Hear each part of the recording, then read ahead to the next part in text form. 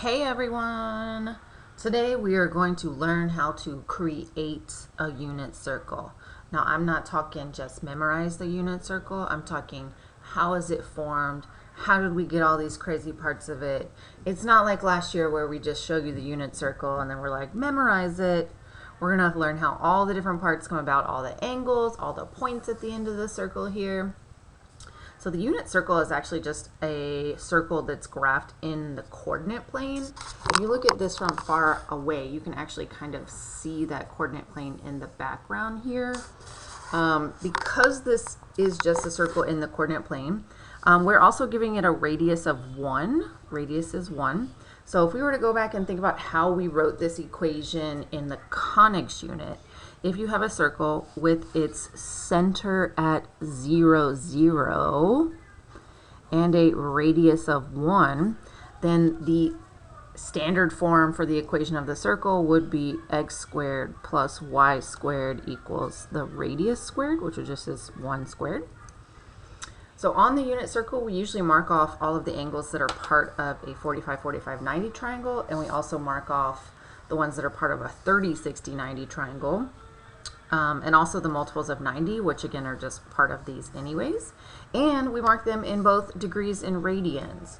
So first thing I'm going to have us do is go through and mark off the 90-degree angles.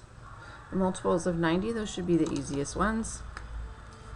So obviously we have our 0-degree angle right here. And then if you went all the way around, you would have 360. And then right here we have our 90-degree angle, and then our 180-degree angle, and our 270-degree angle. So I'm going to mark those off. You can see where the little degree marks go. There's a teeny tiny little degree. So we start with 0 degrees, and then we have 90 degrees, 180 degrees. At the bottom we have our 270 degrees. Kind of hard to see that. And then we finish it up all the way around with 360 degrees. Next up, I'm going to mark off the 45-degree angles. The 45-degree angles are honestly just part of what we have already as well. So our first 45-degree angle would be just literally the 0-degree angle. We mark off that one starting at 0. And then the next 45-degree angle would be right here. And then the next one would match up with 90. And then we have one more 45-degree angle after that. And then the next one would match up with 180. And then in quadrant 3, the 45-degree angle is going to cut through here. And then the next one would match up with 270. And then the following one would be right here. And then again, we're going to go through and mark those off in degrees. So again, we start with 0 degrees. We got that one. The next one would be a 45-degree angle. And then the next multiple is just 90, but we already have it. And then after 90, 90 plus 45 would make a 135-degree angle. 135. I need a pen. Pencil is not dark enough. Too late, too late. Okay, and then the next multiple of 45 would be 180, but we already have that one. And then 45 plus 180 would put your next angle right here, which is a 225-degree angle. And then 45 after that would be 270, which we already have. And then 45 after 270 would be 315. And then we'll finish it up. 45 after 315 is 360. And then next thing I mark off are the multiples of 30. Multiples of 30s. Okay. So I've got my 30-degree angle here. And well, actually, again, the first one usually starts at 0. So we start at 0, and then we have 30, and then the next would be 60, and then the next would be 90, which we already have. And then after that is another 30, and then another 30, and then another 30. Just working my way through, getting all of those 30-degree angles marked off. And then I'll go back and label what they actually were. Okay, and then in degrees, again, we start with 0 degrees. The first one would be a 30-degree angle. And then another 30 after that would be a 60-degree angle. Another 30 after that is 90. We already have that. Another 30 after 90 would be 120. And then after 120 is 150. And then if you add another 30, you get 180, which we already have. 30 past 180 would be 210. And then 30 past 210 would be 240. And then 30 after that would be 270, which we already have. After 270, you've got 300. After 300, you have 330. And then usually I also look at which ones would be multiples of 60 degrees as well. The 60 degrees we actually already marked off. We marked it with the 30-degree angle. But I'm also going to just go through and say, technically 60 degrees would start here at 0. Our first 60-degree angle is here. Our next 60-degree angle is at 120. The one after that would be at 180. Okay. Another 60 after that would be at 240. Another 60 after 240 would be at 300. And there we go. We have officially got off our 60-degree angles as well. So now that we have them marked in degrees, I am going to go through and mark them in radians as well. So remember, you start with 0 radians and you go all the way around and you're left with 2 pi radians. So we know those two so far. We also know that halfway around is half of 2 pi, which would just be 1 pi radian. Let's see, we also know that if we went halfway around, this one would be a half of a pi, but usually we don't say half of a pi, usually we say pi over 2. Same thing going the other way. If this is half of a pi, well, this is 1 pi, and this is 1.5 pi, but 1.5 pi we usually call 3 pi over 2. Okay. And then from there, marking off the ones that are multiples of 30 and 45. I'm going to start with the 45-degree angle. First thing I'm going to have us do is take that 45-degree angle and convert to radians. 45 degrees would be multiplied by pi over 180. And 180 does go into pi. It would reduce diagonally. You could divide both of these by 45. Obviously, 45 divided by 45 is 1. 180 divided by 45 would be 4. So 45 degrees in radians is 1 pi over 4, or just pi over 4. So every multiple of 45 is going to add another pi over 4. So you have your first pi over 4 here. This is 1 pi over 4. The next multiple would be here. So that would be a second pi over 4. That would be 2 pi over 4. Now technically we already have 2 pi over 4 because 2 pi over 4 reduces to just pi over 2. So we have 1 pi over 4, 2 pi over 4. The next one would be 3 pi over 4. That's this one. Okay, so again, 1 pi over 4, 2 pi over 4, 3 pi over 4. The next one is 4 pi over 4. But 4 pi over 4, we already got that one. It reduces to just pi. Okay, after 4 pi over 4, we would have 5 pi over 4. Okay, after 5 pi over 4, we would have 6 pi over 4 right here. But we already have that. It reduces to 3 pi over 2. And then one more after that would be 7 pi over 4. And then you're going to finish it up and have the last one at 8 pi over 4. And again, we already have it because 8 pi over 4 reduces to just 2 pi. And then also marking off the multiples of the 30-degree angle. So I'm actually going to take 30 degrees and convert that to radians first by multiplying by pi over 180. You can reduce diagonally. This way here, both of these divide by 30. So that would leave me with pi over 6. So every pi over 6 would be another 30 degrees. So my first pi over 6 here, my first 30-degree angle is at pi over 6. So that's 1 pi over 6. The next one is going to be here, which would be 2 pi over 6. 2 pi over 6 actually reduces though, and it would just become 1 pi over 3. Nope, that is not a 3. Okay, so we have 1 pi over 6, 2 pi over 6.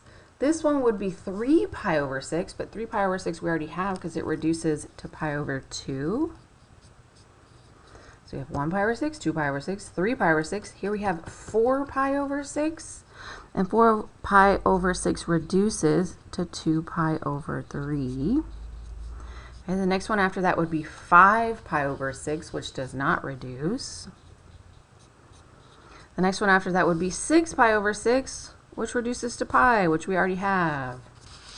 The one after that would be 7 pi over 6, which does not reduce. And then we have 8 pi over 6, which does reduce. Both of those divide by 2, so you'd get 4 pi over 3. So we were at 7 pi over 6, 8 pi over 6.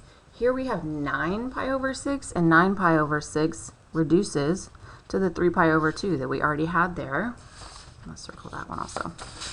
9 pi over 6, and then we'd have 10 pi over 6 here. 10 pi over 6 does reduce, because both of these divide by 2. That would create 5 pi over 3. And then lastly, we have 11 pi over 6, which does not reduce. And then you'd ended up with 12 pi over 6, which just reduces to your 2 pi that we already have. You can also keep going to find coterminal angles. You could honestly do the next one. There's 13 pi over 6, 14 pi over 6, 15 pi over 6. It keeps going and going and going. And then aside from counting by pi over 6s, you can also count by pi over 3s. That's the ones I marked off in purple. So we have 1 pi over 3 here, 2 pi over 3 here, 3 pi over 3 is right here, which just reduces to pi, 4 pi over 3 is here, 5 pi over 3, and then ending it up with 6 pi over 3, which is just 2 pi. Okay. Working on now trying to figure out the ordered pairs at the end of these, the ordered pairs. Now, since this is just a radius of 1, you technically can figure out the ordered pairs at the 0, 90, 180, and 270 degree angles, because it's just at the end of a radius of 1. So if you went to the right 1 and then didn't go up or down at all, this would be 1, 0. And then for the 90 degree angle from the origin, if you just went up 1, that would be 0, 1. This one, if you went left 1 and didn't go up or down at all, that's negative 1, 0. And then the one down here from the origin, if you didn't go left or right at all and you just went down, that's 0, negative 1. Now I'm going to have us do a little math-a-magic on the back to figure out the points at the ends of the other angles. Okay, so each angle on the unit circle passes through a point. Okay, so we have all these points on the outside that we haven't figured out yet. So we're going to first try and figure out how we can find the one at the end of the 45 degree angle. So at the end of the one that I did in blue right here, we're trying to figure out what is that point. So I'm actually just going to take this little thing and draw that as a triangle on the back.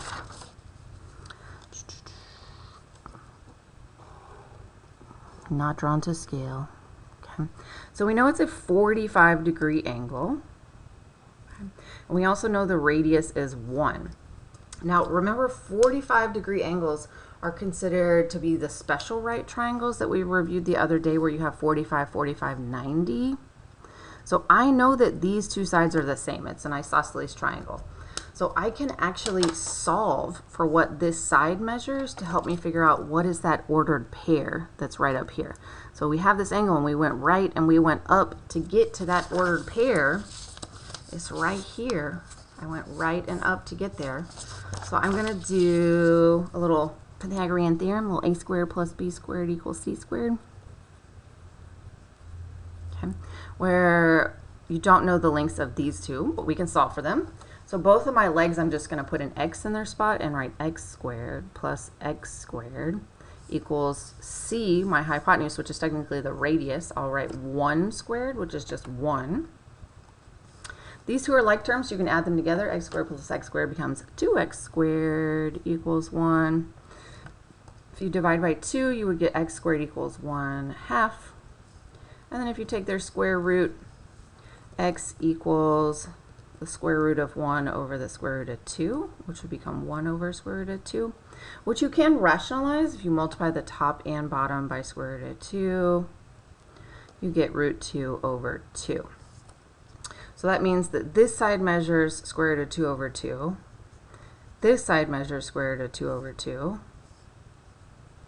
So if we're trying to get to the point at this corner, we would have to go right square root of 2 over 2 and up square root of 2 over 2. So again, to get to this point right here, we'd have to go right square root of 2 over 2 and up square root of 2 over 2, making this point root 2 over 2, root 2 over 2. Okay. All of the ones and the other ones that I have in blue, it is simply just reflections of this one. So this ordered pair would just be a reflection of this one across the y-axis. This one down here would just be a reflection of this one across the x-axis, and so on and so on. Let's work on our 30-degree angle now. So figuring out this ordered pair right here. So how could we find the coordinate at the 30-degree angle? I'm going to actually draw this little 30-degree angle on the front or on the back side so we can look at it.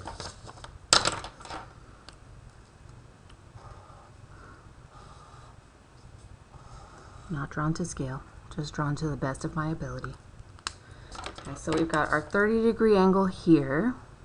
Okay. We know the radius is 1, and again, we're trying to find this side length over here. So if you remember when we reviewed special right triangles the other day when we were talking about reference angles, we reviewed that on a 30, 60, 90 right triangle, the shortest leg should be half the length of the hypotenuse. The shortest leg should be half the length of the hypotenuse. So if the hypotenuse is 1, already I know my shortest leg would have to be a half. And then from there, I can solve using a little Pythagorean theorem. If you know the ratio for the special right triangle for 30, 60, 90, you can actually figure it out just based on those. But if you don't remember how the 30, 60, 90 triangle is related, you can do a little a squared plus b squared equals c squared. A squared plus b squared equals c squared. So if you square 1/2, you would get 1/4. And if you subtract 1/4 on both sides, 1 minus 1/4 would be 3/4. Take a little square root. That would be square root of 3 over square root of 4, which would simplify to square root of 3 over 2, which we don't have to rationalize because there is no radical on the bottom. So that means this side right here is square root of 3 over 2, which that is actually how the sides are related. The longer leg is square root of 3 times the shorter leg, so that should make sense also. So then to get to this point that's at the end of my 30-degree angle right here, you'd have to go to the right, square root of 3 over 2, and up 1/2. So we'd have to get to that point, we'd have to go right square root of 3 over 2 and up 1/2, making this the ordered pair, root 3 over 2, 1/2. Okay, so to get to this ordered pair, you go right square root of 3 over 2. That is not a 3, square root of 3 over 2, 1/2. And then for the 60-degree angle, it is actually very similar to the 30-degree angle. It's just rotated a different direction. That's the one I did in purple. So my 60-degree angle would be here. Again, radius is 1. So we talked about on the last one how on a 30, 60, 90 triangle, the shortest leg is half the amount of the hypotenuse, which means on this one, my shortest leg is 1/2 on the bottom here, which then you can recalculate it if you want to, but we already know that the other leg now is square root of 3 over 2. So then to get to this point at the corner, you'd have to go right 1/2 and then up square root of 3 over 2, making this 1/2 square root of 3 over 2, which is basically just the reverse of the one that we had above it. So I'm going to label that one in. So to get to this point at the end of our 60-degree angle, we had to go right 1/2 and then up square root of 3 over 2. Now again, all the points in the other quadrants are based on this one quadrant. in quadrant 1, the signs of all of these values are both positive. Both the x and y are a positive and a positive number. In quadrant 2, you'd have to go left and then up, making the x value a negative number and the y value a positive number. In quadrant 3 down here, you'd have to go left and down to get to these points. So all of the points down here are negatives and another negative.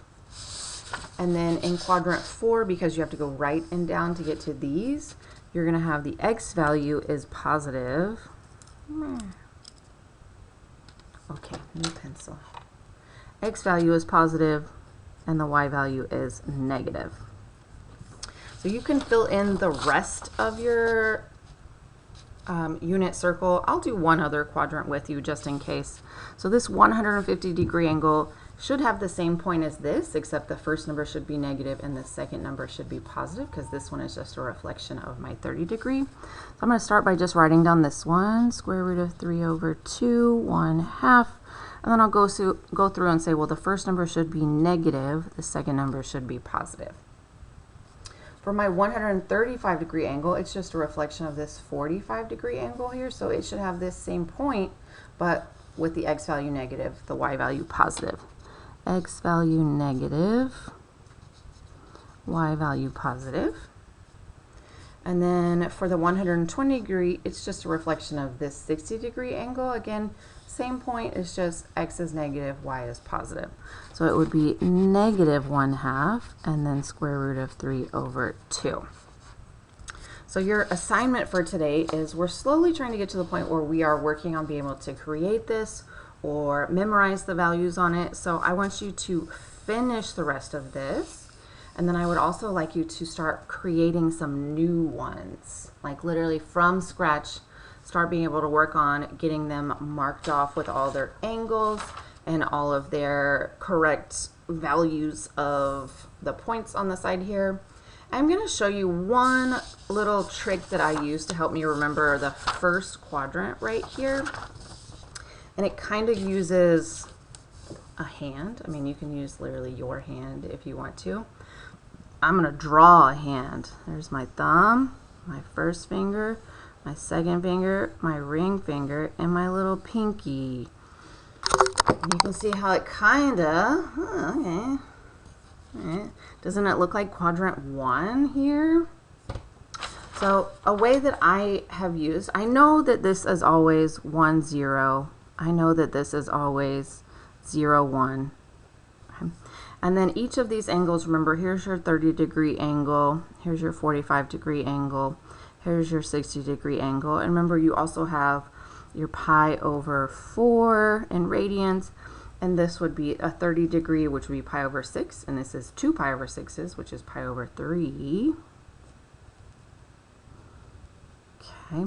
Now getting yourself a little trick to help you remember what those points are.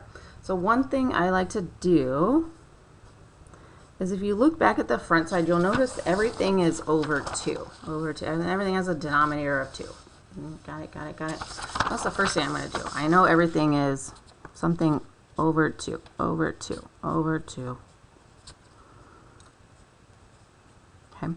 And then for your numerators, if you look at it going from top to bottom, you can see 1, 2, 3.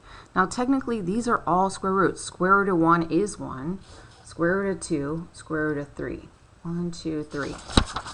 I'm going to say square root of 1, square root of 2, square root of 3. And then if you want to go back, you can actually change your square root of 1 to just a 1, because square root of 1 is 1. And then it counts the reverse way for the y value.